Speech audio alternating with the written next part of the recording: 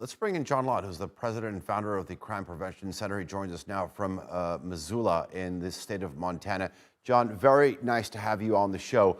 You are a gun rights advocate, so I'm wondering if you could, if I could hear from you how you deal with another incident like this. It has only been 23 days since the beginning of 2023, and I think that the Monterey Park incident marks the 33rd time that this is happening in the country in terms of a mass shooting event. Clearly, there's a problem. Well, I mean, I guess it depends how you want to define mass public shootings. If you want to include primarily drug gangs fighting against each other over drug turf, that's almost all the cases that you're talking about there. This one is very different, but it does have a similarity to the mass public shootings, and that is, again, it occurred in a place where people weren't allowed to go and defend themselves. You look at the Uvalde shooting last year, you look at the Tulsa, Oklahoma shooting, you look at the Buffalo grocery store shooting, you look at other ones, and they keep on occurring in places where people aren't allowed to go and protect themselves.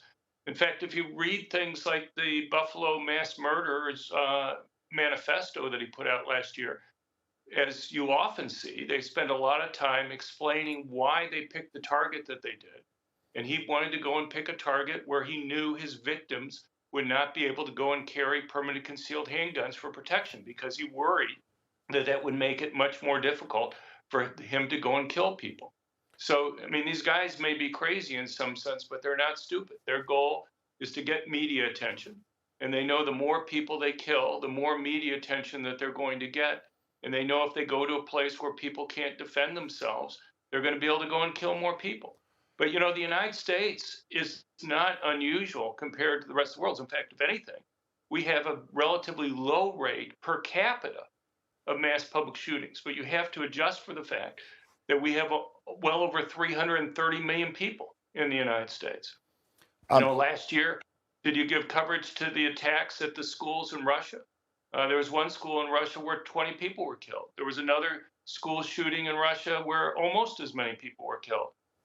So you look around the world and there are lots of mass public shootings, but you have to put it in per capita rates. I do agree with you, and I think that if you're covering this story in terms of mass shootings, you should actually have a level playing field, and all incidents should be reported. I get that. We'll get to the crazy issue in just a bit, but since you're talking about numbers, let me give you them. I mean, you say that part of the reason is that some people aren't able to access the gun so they can protect themselves, and you talked about a couple numbers. But the United States is that it has more gun ownership per 100 people when you compare it to other sort of high-income countries, but it also has more gun-related deaths per 100,000. So the numbers speak for themselves. Well, I mean, you're using the small arms survey data. If you actually go through their sources, they don't reveal their sources for almost any of the countries that they have there. And I think they have huge errors in terms of their numbers, in terms of gun ownership rates. In terms of the gun death rates, we have a fair amount of suicides with guns compared to a lot of countries. There are countries, obviously developed countries like Brazil and Mexico, that have much, much higher, like 5, 6 times higher murder rates than we have in the United States. And they have almost no gun ownership. In Brazil, you have just a couple percent of the population with legally licensed guns. In Mexico, it's like 1/10% of the adult population that's legally licensed to own a gun. If you look across the world, whether it's developed countries or all countries, the countries that tend to have the highest gun ownership rates actually tend to have relatively lower homicide rates.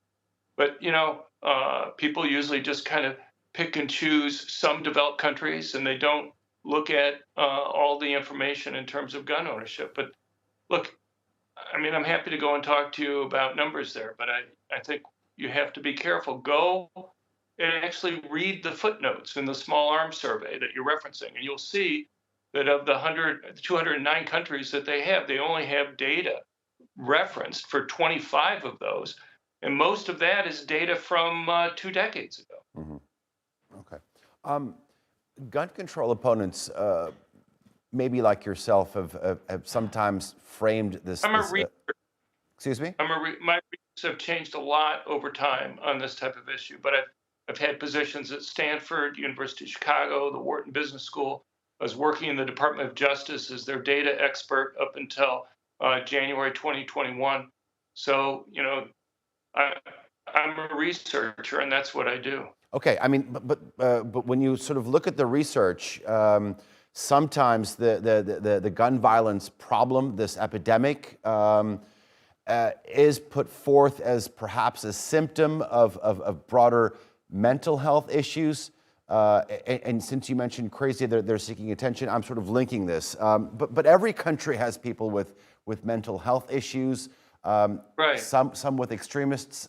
Those problems aren't unique to the United States, but what is unique to the United States is this expansive view of civilian gun ownership, and it is ingrained in the country's politics. It is ingrained in the country's culture.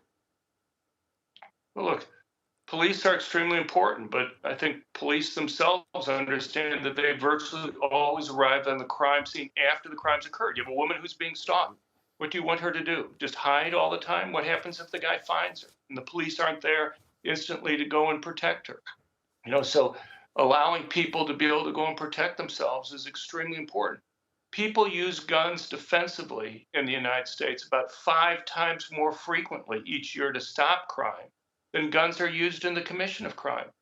But you look around the world, if you want to look at mass public shootings, the United States makes up about 1% of the world's mass public shooters, but we make up 4.6% of the world's population. We're way below the world average. It's just that we're large.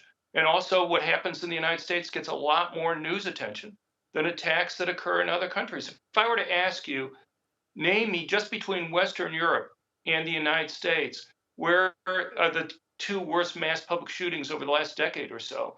Where would you say? They're not in the United States. In France, in November 2019, in Paris, you had 130 people killed in a mass public shooting. That's more than twice any mass public shooting in the United States. The second worst one was in Norway, where 67 people were shot to death. Neither of those were in the United States. There are lots of other cases, and you have to take into account the fact that, Norway, you have a population of 5 million people? Yeah. We have 340 million people almost in the United States. Okay. In France, they have 60 million people. So you have to, once you adjust for population and you take into account, each individual country may not have the number that we have, but in terms of per capita rates, there are many countries in Europe. There are many countries around the world that have much higher rates. You wouldn't compare the number of murders in Turkey versus some little tiny country someplace. You'd put it in terms just Per simply capita, because then, per Right. 1,000, per 100,000, and that's some of the numbers that I tried to give you. Yeah. John Lott, I'm afraid we're going to have to leave it there. Thank you very much for joining us here on TRT World. I always enjoy talking to you and listening to your point of view. Thank you very much.